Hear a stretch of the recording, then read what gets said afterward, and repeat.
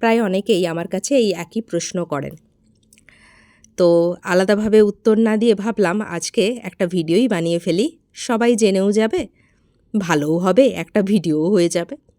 নমস্কার বন্ধুরা, আমি পূজা, চলে এলাম আবার নতুন একটা ব্লগ ভিডিওর সাথে। আজকে আমি বলবো ফেসবুকের টাকা দিয়ে আমি ঠিক কী করলাম।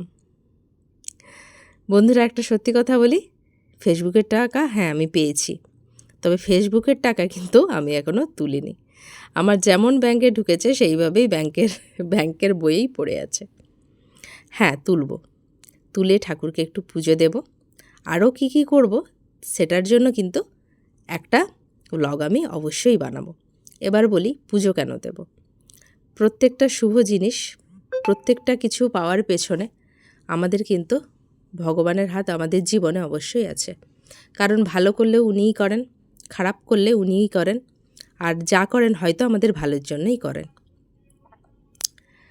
তো সকালবেলায় আমি এখানে দেখুন ভাতটা চাপিয়ে দিয়েছি, আর আপনাদের সাথে গল্প করতে করতে অনেকটাই কাজ কিন্তু আমার এগিয়ে গেল। আজকে করব মাংস।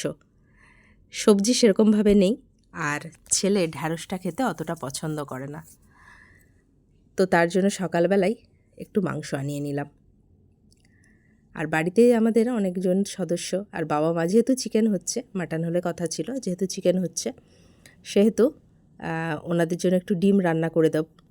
আর এতজন আমাদের সদস্য, তো মাটনটা সবসময় খাওয়া আমাদের পক্ষে সম্ভব হয় না, যেহেতু আমরা মধ্যবিত্ত ফ্যামিলি থেকে।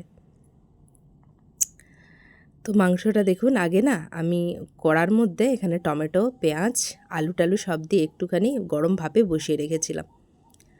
তারপরে এখানে আদা রসুন, ওটা মানে তেলে চিনি দিয়ে আদা রসুনটা দিয়ে ভালো করে এখানে কষিয়ে নিচ্ছি। এতে কী হয় জানেন, একটা জিনিস আমি খুব ভালো লক্ষ্য করেছি, ঠিক মানে খাওয়ান বাড়িতে যেরকম মাংসের কালারটা আসে না, ঠিক দেখবেন ওরকম কালারটা আসে। তবে হ্যাঁ, খুব ভালো করে কষিয়ে নিতে হবে। এই যে দেখুন কষানো চলছে, এটা কিন্তু খুব ভালোভাবে কষিয়ে নিতে হবে। ভালোভাবে যত কষাবেন তত খেতে টেস্ট হবে। আর ওরকমভাবে একবার করে দেখবেন, আমি বলছি মাংসর কালার দারুণ আসে, আর মাংসটা খেতেও খুব সুস্বাদু হয়।